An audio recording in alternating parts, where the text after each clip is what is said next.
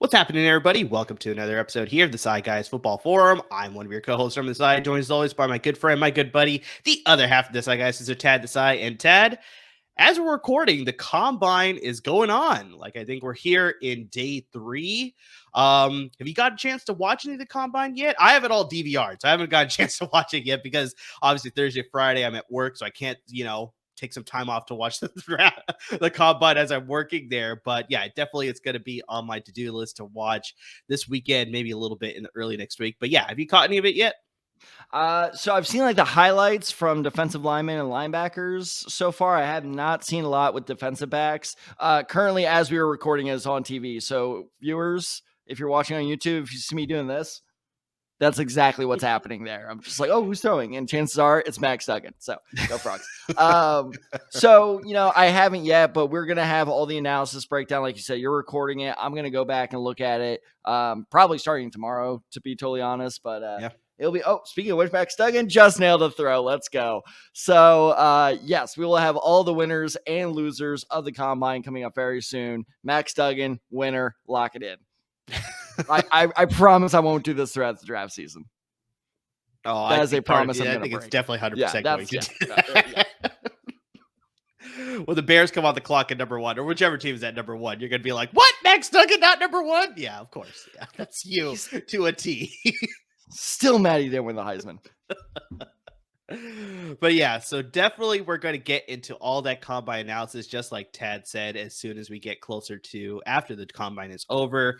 We'll get a chance to dive into all of everything that went on for all 4 days there for sure.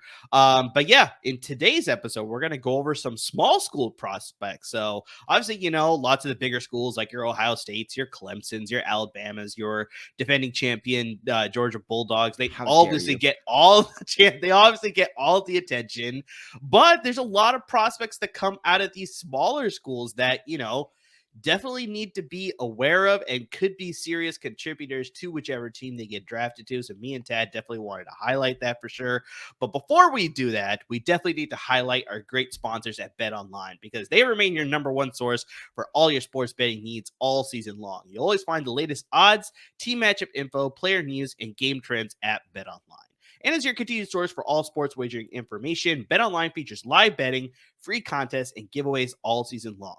Always the fastest, easiest way to bet on all your favorite sports and events, whether that's the NFL, the NBA, MLB, NHL, MMA, tennis, boxing, esports, golf. They got you covered on all fronts. So head to BetOnline today on your computer or mobile device, and you could join and receive a 50% of a welcome bonus on top of your first deposit. All you got to do is use our promo code BELIEVE, capital BLEAV, and you can receive a 50% of a welcome bonus on top of your first deposit. Once again, that promo code is BELIEVE, capital BLEAV, and you can receive your rewards. BetOnline, where the game starts. So as I mentioned, we're going to get into some small school prospects here who can really help your teams as we get closer to the draft. We're only about 2 months away as we enter March here. So, it's getting closer and closer, Tad. Obviously, like we talked about, the Combine's going on right now. Pretty soon we'll have all the pro days, and we're going to get to be able to analyze all of that later. But initially, we wanted to look at all of the draft eligible prospects and highlight some of the smaller school ones because you can find a lot of good talent at some of these smaller schools, Tad. So I'm going to pass it to you here right now. Who's a guy that you identified can be a pretty good contributor at the next level that came from a smaller school? So this is a pretty popular pick for small school prospect, but I don't think yet enough people have heard about him. So we need to talk about him more. And this is a guy we talked about, I think, for 2 or 3 minutes during our Senior Bowl live stream. I believe it was Jamal that brought him up, but his name is Cody Mauch. Yes. He is an offensive tackle out of North Dakota State. This dude's just forget, his draft profile or scouting report or something. Let's just talk about his story real quick.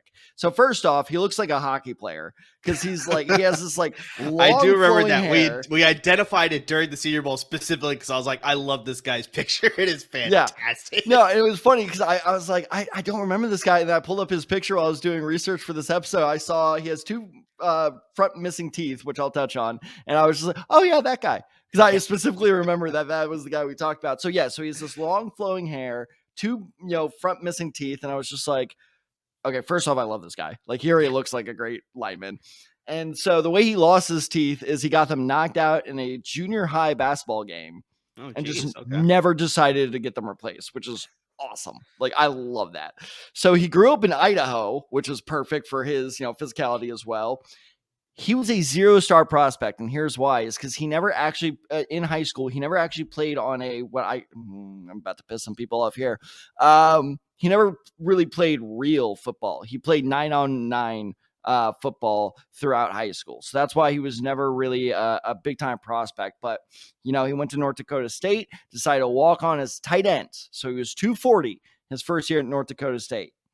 A year later, he weighed in at 305. Serious bulking there.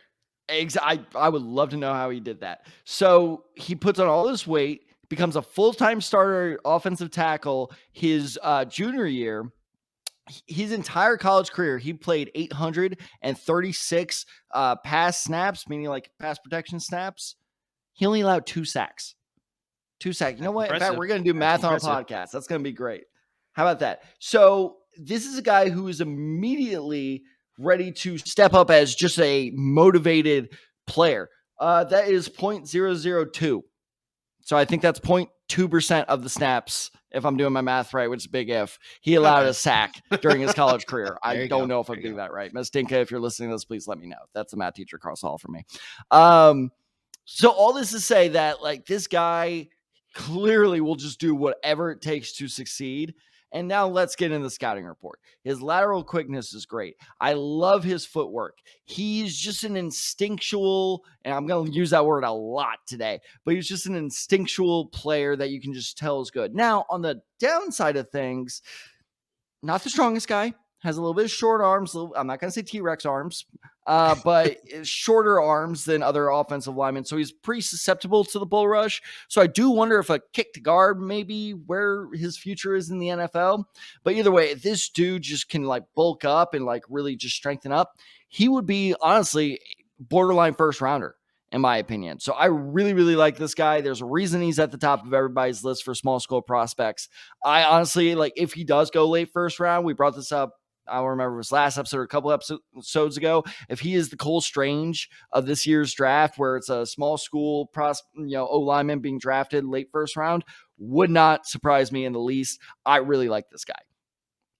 Yeah, it's going to be interesting to see how this whole offensive line class plays out, because I mean, we'll get into this with our rankings episodes and a couple articles on the website as well, but just that's sort of one of the few things that I've sort of been noticing is just this offensive line class is kind of weak. So that sort of pushes some of these other guys up a little bit higher too. But yeah, I'm curious to see how teams are going to evaluate that and whether some of these offensive linemen will get pushed up into the first round or whether they're going to get drafted, projected onto how other positions rank, obviously off a big board and things like that. So it's kind of like the quarterback thing, right? Like the demand just pushes it higher. I think I told this story already on the podcast, but when my friends texted me last week or 2 weeks ago, like, what is Anthony Richardson doing in the top 10? I thought he wasn't that good. It was like, he's good. It wouldn't shock me for him to go in the first round, but it's just that demand. Like, so many teams need a quarterback that, he's just being rocketed up there. Same thing could happen for Mauch. Is like, so many teams, especially in the 20s. You look at all those teams in the 20s, there is high demand for offensive linemen in there.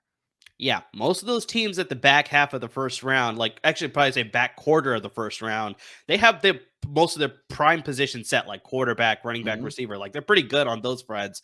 It's usually some of these few things that they need to upgrade, like an offensive line, maybe pass rush, maybe secondary, things like that. So yeah, I wouldn't be surprised if Cody Mauch goes at the back end of the first round, but yeah, we'll see how it all plays out. But I do agree. I definitely like Cody Mauch. He had a great showing at the Senior Bowl. We'll see how he does at the Combine as well. And we'll have all that analysis for you later on. I was just about to say, in case people are like, well, give us his Combine measurements. O linemen go on Sunday. Exactly. So I'm going to transition from North Dakota to South Dakota. So I got a prospect from Wait, South there are two of Dakota them? State. South Dakota State here. Tucker Kraft, the tight end from South Dakota State. So comes in at 6'5", 255, and it's actually very similar make and build to another former Jackrabbit from South Dakota State, and that's Dallas Goedert. So, I mean, from what I've seen in the tape here, I can see why a lot of people are liking this guy, because one of the first things that you notice, he's all over the field based on all the game film that I've seen. Like, they use him very much like South Dakota State used him very much like the same way that San Francisco used Kyle Juszczyk. They use him in sort of like that H-back role. That's So it's like a great comparison. They put him in the backfield. They sometimes put him in the slot. They line him up to the standard tight end position at the end of the offensive line. I think there was one or two plays where I saw him where he slotted outside at the wide receiver position. So it's like they used him wherever they wanted to because he has that versatility. He's definitely a very gifted receiving threat. There's a couple times where the quarterback just absolutely threw a bad ball, but Tucker Kraft was able to save him by making some of these ridiculous one-arm grabs to pull it in or almost pull it in. So he was able to sort of bail out his quarterback a lot of the time. Like I said, just he's very good at the receiving aspect. I'm not worried about that at the next level. The one thing that does concern me a little bit is his blocking ability. So I see the willingness. He's definitely willing to set up as a run blocker. He's willing to set up as a pass blocker, but just some of the technique definitely needs to get refined, because there's sometimes I saw him where his hand placement was a little bit too outside. The defender was able to easily just brush him off or beat him easily. There's a lot of times where I saw that even though a flag wasn't called, at the next level, there's very strong possibility that he may get called for some flags if he doesn't refine his talent. But the best thing about that's coachable. As long as you see the willingness to do the blocking, that's the main thing that you want to see from a prospect at the tight end position, running back position, what have you, right? You need to see that willingness and effort to try and go out and do that. So he could do that. He definitely, I see that on the tape that I watched, but just, some of the things that I see where it's just like his feet was not stable, his hand placement was probably not all the best. All of that can be adjusted at the next level. So honestly, I'm seeing him. I think he's easily going to be a day 2 pick, especially in a very strong tight end class. Possibly, I see this ability. We're going to have to see how he plays at the combine. I think that's today's combine day, right? Today's his quarterback, wide receivers, tight ends. Yeah. So, I mean, we'll see. Like I said, we're going to have a combine analysis episode for you later in the week for sure. But so, once we dive into all of this combine DVR recordings that I have, and Tad's going to watch a lot of, I don't know, recordings or videos or whatever it is, like he'll be set to. Fubo automatically records them for me. There you go. Yeah. Like, I don't even need to tell it to do it. It just automatically is like, hey, I think I like this. It's like, yay.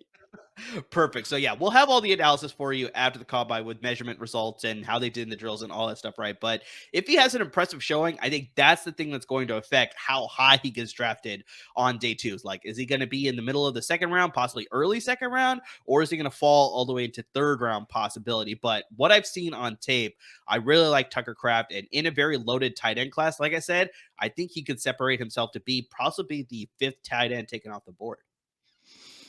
As in, like, 4 tight ends will go before him? Yeah. I think he could actually play himself up a bit. It wouldn't really shock me that much. Like I said, it really depends on how his combine goes and obviously the pro day. But like I said, as of right now, it wouldn't surprise me if he's the 5th one taken. Oh, no. Honestly, that would surprise me because it would be lower than I think. I expect him to go 3rd or 4th. I think I'm glad you use this word with him as coachability, because a lot of his weaknesses are things that can be fixed. Yeah, right. And so while you're talking about what a great receiving threat he is, and he's just one of these guys who's just like really athletic and just better than everyone else on the field. Yeah. And that 100%. Advantage goes away, but there's enough promise there. And he has the size as well that can translate well to the NFL. He just needs to refine and finesse his route running and his, some of the finer points of the game. So for now, and I actually have 2 comparisons. How about this? For now, he reminds me a lot of Pat Freiermuth, who's just like a big guy. That's a good one. Mm-hmm. Yeah, he's just a big guy. Let's have him run down the field, and he's just so big that like he can just grab anything there. And like I don't think he'll blow up or anything in his first couple years in the NFL. But if you coach him up to the point where he can start nailing some of these routes and really, really focus his game, he could be similar to a certain tight end in Kansas City. Wow, you have that high promise for him. Well, because people forget Travis Kelce did not like break onto the scene as soon as he was a rookie. Like he had to develop throughout his career, and then once he finally got coached up by Andy Reid and Eric Bieniemy and all these guys, then he became what he is now. And that's I do see that promise in Kraft if he gets the right coaching staff. But now if he goes to what's a coaching staff I can throw under the bus? Houston. I like that. If he goes to Houston, then yes, I think he's, his ceiling meets a certain level. But if he goes to, I don't know, like San Francisco, let's say you guys draft him, be Kittle's replacement. Oh my God. Holy shit. Pair him up with George Kittle. Like, oh dear Lord. Exactly. Especially because like you said, like in the meantime, they can just use him in a use check type role and just let him develop. Like then I think the ceiling for him is sky high. So it's largely situational for him, but either way, I don't see him being a bust. It's just, will he be a solid NFL player or a great NFL player? Why do I feel like Baltimore's going to draft him and amass like these seven great tight ends with them? They're the New England where it's like, oh, tight end. Okay. Oh, it's like it's like James Woods in Family Guy where it's like, oh, piece of candy, piece of candy, piece of candy. But yeah, Tucker Kraft, I got a lot of promise for him. Yeah, we'll see how he does at the combine and his pro day as well to sort of affect his draft stock either higher or lower. So Tad, let's shift over to another position here or another player that you like here as far as a small school prospect that can really be a difference maker at the next level. I just know this guy's going to go to Arizona. Because it's just like exactly with the James Wood thing. Anytime they see like a tweener, if it's Budda Baker or Isaiah Simmons or anything like that, they're like, "Ooh, piece of candy!" Like it's just a defensive athlete. Like they're just gonna go for it. But in all seriousness, I'm gonna talk about Marte Mapu. He is I don't even want to give a position. He is a linebacker, safety, corner. He's in everything out of Sacramento State. And I really, really was excited to talk about this guy at the Senior Bowl during our live stream. He played, he just didn't really make a real big impact play. Yeah. So I don't even think he was brought up a single time, was he? I don't think so based on how we were watching it, but yeah. Yeah. So now is my time to talk about him. There you go. He's just, and like I said, like it's just, I joke obviously because the Cardinals are, like I said, with Budda Baker, Zay Simmons, help me out here, who are Xavier Collins. Xavier Collins, thank you. That's who I was trying to think of. They're just like all these tweener guys. That's exactly who Mapu is. So he played quarterback, wide receiver, safety, linebacker, and cornerback in high school. Wow. That's ridiculous. Like basically he was their team. Exactly. So I want to read you the stats in his last year at Sacramento State. He had 76 tackles, 6.5 tackles for a loss, 2 picks, a sack, and a block kick. This dude is just like, he is all over the place. And I understand why he's not being talked about like in the higher rounds because it is hard. Like I don't, and people are have asked me, well, where do you put him? And my answer for right now is, I don't know. So like, cause you can't put him. So some, drafting sites that you'll read will put him at edge rusher. He is not an edge rusher. He is too small to be an edge rusher. He can be, your nickel blitzer at times, like the extra guy you bring in, but you cannot put him as your consistent rusher. He just does not have good enough pass rush skills for that. His coverage skills are good, but he lacks the top end speed to really be a good safety. He lacks the size to be a good middle linebacker. But here's the whole point is like, if you just need an athlete, somebody that just injects that energy into your defense, he is there for you. So whether it's nickel corner or that third safety that you throw up there, he can be a third safety easily, or just that extra linebacker that you throw up there. Because don't forget, these guys bulk up. They get bigger. They get faster once you get the NFL and they actually invest in these players. So I really like that he has enough there in terms of size. So 6'3", 210 pounds for development. And he also has, I said I would bring up this word again, he's just such a great intellectual player. He just has a feel for what the offense is going to do. Here's where he is top 5. I honestly probably would put him in my top 5 of smartest defensive players in this year's draft. I will stand by that because it's crazy. Do I do the thing? Do I do the classic Tad thing with the oversell on the comparison? Oh, of course you're going to do the thing. Okay, let's go for it. Do you remember how it seemed like Troy Polamalu just knew what the offense was going to do? Well, and don't forget, people said Polamalu was undersized as well. Yeah, no, that's true. But you remember those old plays, and God, this is going to make us feel old because a lot of my students listening are like, who's Troy Polamalu? But you remember those plays where it would be the quarterback sneak and like he would just jump right over the offensive line because he just knew. It was like, I don't understand how you just know that. That's kind of the vibe I get from Mapu. It's like, I don't understand how you just knew that was going to be a jet sweep. I have no idea. And he blew it up. So his intellectualness, his just instincts, I really like him. I think he will be a day 3 pick just for all the reasons I laid out. But I do think at worst, this guy's going to be a special team star. And I know people are like, oh, great, special team star. That's pretty important, people. 100%. So, and it's always good to have these guys that are very, intellectual and they're smart and they have high football IQ, right? Because like those are the guys that you can leverage in, special teams. Like you said, it's very important, but also just like helping when you're coaching up your position group or, coaching up the defense is just like identifying these things to help your players, right? Like your teammates, I should say specifically. So, I mean, having those types of players is very important too. Like, yeah, maybe you're not going to see them make a ton of plays at the next level. Like they're probably going to come in on sub packages and they're going to have like, maybe 10, 15, 20 snaps at most during a game. But just when they're in those specific times, you will see the difference when they're on the field. And you'll see the difference as far as his teammates and the other players that he's playing with. They'll be able to see a higher level from them too. So, yeah, these types of players are important for sure. Well, and you can speak to this for sure, but like, let's say worst case scenario, you're, hypothetical, I'm pulling out of nowhere. Your team secondary gets decimated 2 or 3 years in a row. And then like you had these smart young guys. I had to do it. I'm sorry, buddy. You have these, young guys that step in that either don't know what they're doing. And you're like, okay. And you being the coach, you're like, okay, let me walk you through this. And then like 3 or 4 weeks later, after, you go 2 and 3, then they're finally up to par. Or you have the smart guy that steps up and sure, you have to teach him a little bit, but then a week or 2 later, it's almost like you never lost anything. Like that's a very, very valuable backup to have as long as he understands the game. So remind me, Mapu went buddy. Don't worry. So remind me, Mapu went to Sacramento State, right? Yes, sir. And is that Division 2 or is that FCS or what exactly? I have absolutely zero idea. I believe it's like that. I think it's that weird like Division 1A thing. Okay, got it. 1AA and like all that stuff. Yeah, like that thing. Yeah. Interesting. There's also some court actually he's throwing right now. Tyson Bagnan. Is this the guy that was is that the guy that was at the Senior Bowl, by the way? Yeah, he was. Okay, gotcha. I thought he looked familiar. But yes, I think he's like in that territory. Okay, got it.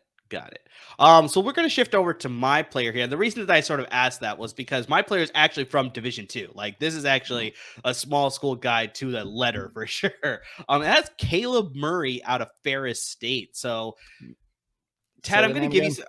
Was that? Say the name again. Caleb Murphy out of Ferris State. You said Murray.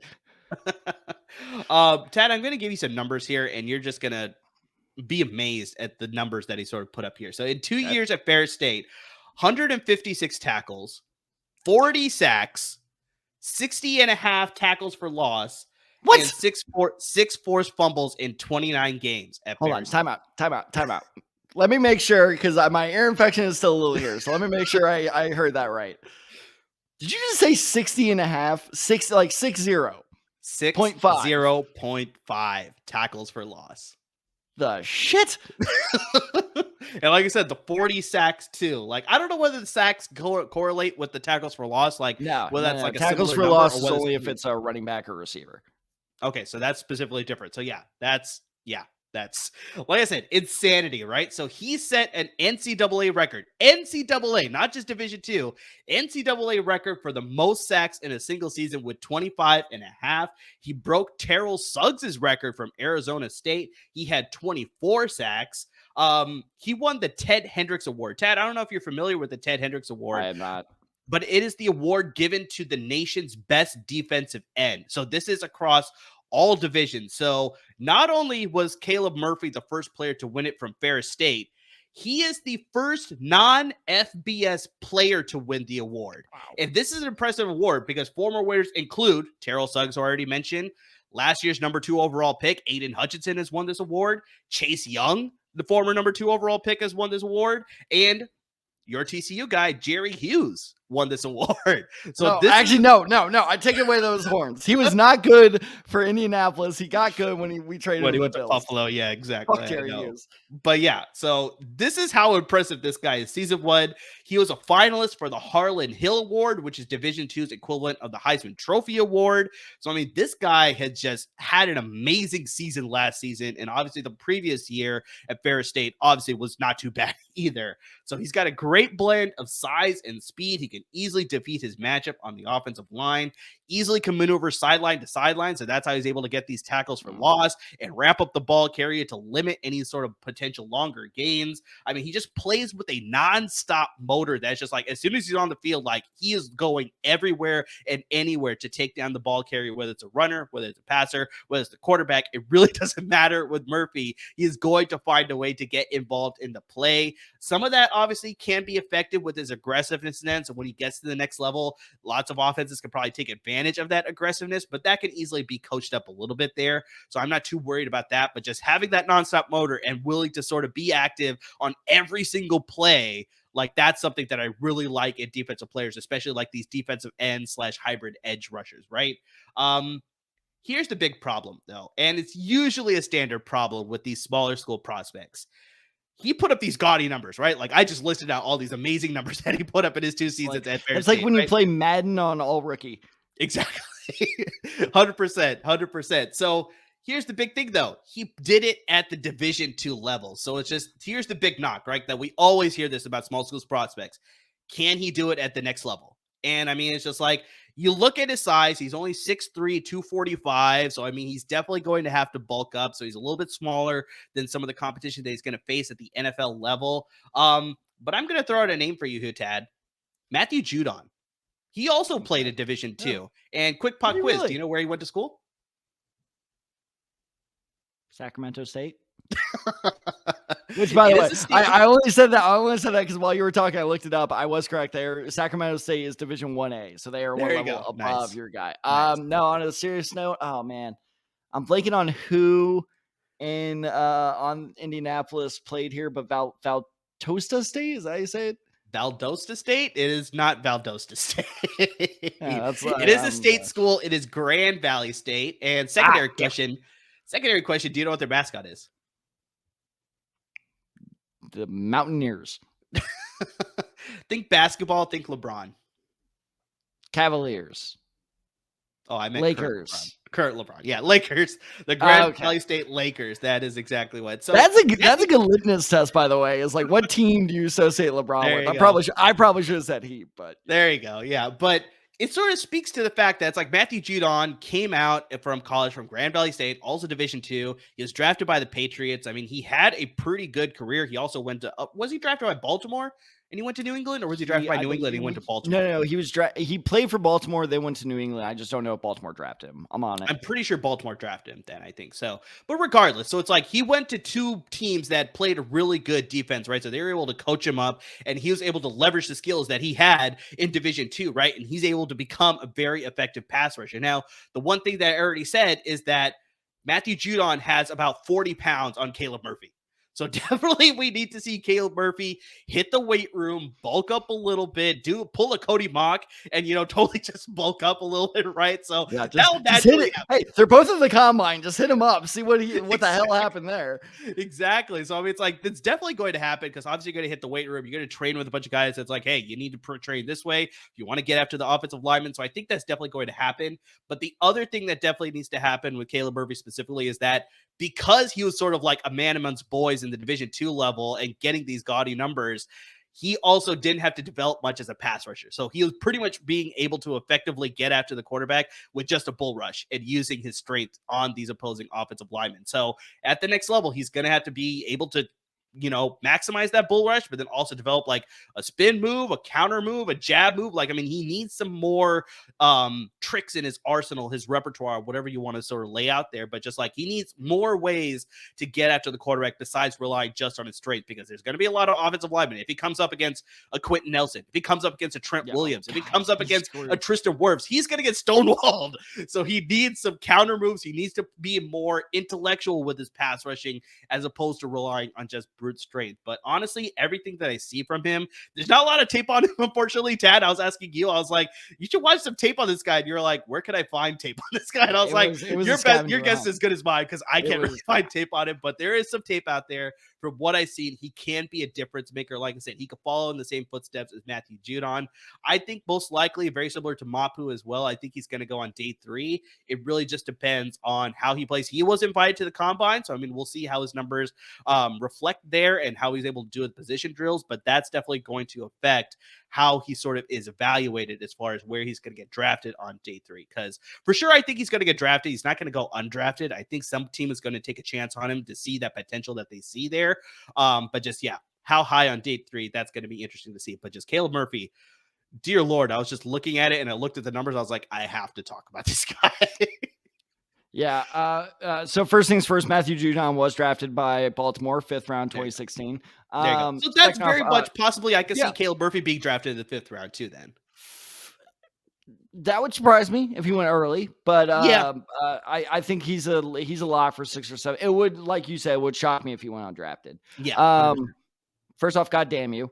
Because like finding tape on this guy was so annoying. Yeah. But I will say it was worth it though, because I was just like the entire time, like, God damn it, Murr, like this better pay off. This better pay off. I swear to God, if I don't like this guy. And then I like watched like, I don't know, 3 of his plays. I was like, oh no, I like this guy. I like him a lot. Cause like you said, he was a man among boys at D2. Like he was just built, like even just his arm size was just like bigger than everybody else. But here's the part I love the most is okay, you ready for this comp? How about this for an all-time great? This dude is Bobby Boucher.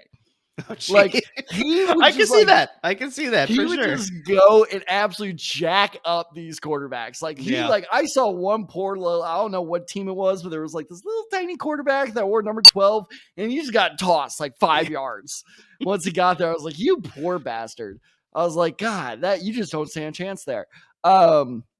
But no, I'd completely agree with you. All the fundamentals are there. All the the finacity is there. I really like what he brings to the table in terms of potential, but it's just not quite there yet. So he is a developmental project. In terms of that, and in terms of a real comp, you know what? I'm just gonna make this my thing now. Is just comparing rookies, future rookies to Hall of Famers. He reminds me a lot of another guy who came out of a small school, not quite D2, James Harrison. James Harrison, a lot of the knock on him was he's small. He doesn't have a lot of technique. And he went, I know he went in the later rounds, but if I'm not mistaken, he went in the 7th round at Kent State. And eventually James Harrison developed because the Steelers recognized that, like, hey, this is a project and we're going to, develop him. And then he turned into what he was. And I think that, Murphy has that potential there. It's just, again, it's kind of like what I was talking with Mauch, is if he goes to the right team, it's or not Mauch, sorry, Kraft. If Kraft goes to the right team, it's pretty much game over in terms of his success, because it's already, all the things are there. It's just, how do you develop him? So this, in terms of all of our prospects we talked about today, he is by far the most developmental, but I think there is an argument to be made that he could have the highest ceiling, especially on the defensive side. 100%. And I really like what you said, where it's like, lots of these small school prospects, it really depends on where they land. And some of these all large, like bigger school prospects too, like in the later rounds, it's like if they land in the right situation, they can really become serious contributors. Maybe not in their rookie years, but definitely in like their second, third, and future years as well. So it's like, apparently if you're a wide receiver and you land in Baltimore, you're screwed. So that's a perfect example. So yeah, 100%. Like you said with James Harrison, he landed in Pittsburgh, and we say this all the time on this podcast. AFC North is built on running the ball and playing good defense, and that's what the Steelers do. And so that's how Harrison was able to develop there. So yeah, same thing here with Caleb Murphy. If he lands on a team like Pittsburgh or Baltimore or Cincinnati, they can develop really well in that system. New England has a really good defense with Bill Belichick. I was actually thinking about them. Yeah. So it's like, yeah, if they land in the right situation, they'll be coached up by the right coaching staff, play with the right players. It's just like, yeah, they can really ascend a lot quicker as to sort of like middling for a while and then eventually maybe hitting sort of thing. So, but yeah, I think Murphy has a high ceiling for sure. Obviously, he's not a coach, but imagine if he goes to Detroit and Aiden Hutchinson can kind of like player coach him. Woo! Jeez, that'd be insane. That'd be pretty insane for sure. Can you imagine the quarterback looking at the two of them? Like, come on. So those are just some of the handful of small school prospects that we wanted to highlight here. Some of these guys are at the combine, like I said. I mean, hate to sound like a broken record, but as soon as we were able to dive in to all 4 days of the combine, we're going to give you our analysis in an episode later on, maybe within the next week or two, which is who helped themselves at the combine, who unfortunately hurt themselves at the combine, and who could really help themselves, with the pro day sort of thing. So yeah, we're going to have all the analysis for you pretty soon. Deep analysis on every kicker 40 time.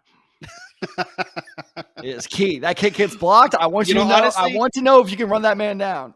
Honestly, you joke about that, but the Niners, I don't know if you saw this news, but Robbie Gould is going to be testing free agency. So John Lynch has said we're going to be looking at kickers at the combine. So now I need to have my eye on kickers. I'm like, do I need Jake Moody from Michigan or somebody else? So it's like, honestly, you joke about that, but I will be looking. If there's tape on kickers, I'm going to start watching that. Jake Moody is Shrine Bowl MVP there. 100% accurate. Yeah. So you know what they should do? A new drill is they should test, especially at the Super Bowl, like slippage of a kicker, like just like absolutely like soak part of the field and be like, can you keep your footing? That's what I care about. Yeah. 100%. Or just 100%. Don't even soak the field. Just spray them with a hose while they kick. So yeah, we're going to give you some great combine analysis after we get the chance to dive into it. We're going to give you some great other analysis on all of the NFL draft prospects. We're going to get to some position rankings pretty soon in a handful of weeks here. Free agency is right around the corner. So even though we're talking about all this draft stuff, we're going to get into free agency. Away from that. How it affects, fantasy football for sure. We're going to have some fantasy football content for sure related to free agency. So yeah, we got a lot of great content coming towards you in the next handful of weeks and definitely the next couple of months. We're going to be involved with the NFL draft, with the live stream, with the LAFB crew. We're still figuring all that out, but we'll let you know as soon as we have more of an update. But hey, if you need information on everything that's going on with us, follow us on all of our Twitter handles and Instagram as well. You got my personal handle, Decide23, Tad's Decide94, the show handle at The Decide Guys, and on Instagram at The Decide Guys as well. Wherever you listen to your podcast, just make sure you subscribe. Just hit that subscribe button on Apple Podcasts, Google Podcasts, Spotify. You can listen right on the LEFB Network website as well. Hit that subscribe button. Always be up to date with our podcast when the next episode is dropping. If you're watching us on YouTube, hit that subscribe button for the YouTube channel. And we have our own playlist on the LEFB Network's YouTube channel as well. Subscribe to them. They're giving you a lot of great content as well. The boss man, Ryan Dyrud, and Skinny Pete, Ryan Anderson, were at the combine. So they're going to be dropping some interview episodes and a lot of great content as to what they were able to uncover to help with Chargers and Rams prospects specifically. But just, yeah, a lot of great content related to the draft when they were at the combine. So make sure you tune into all of that.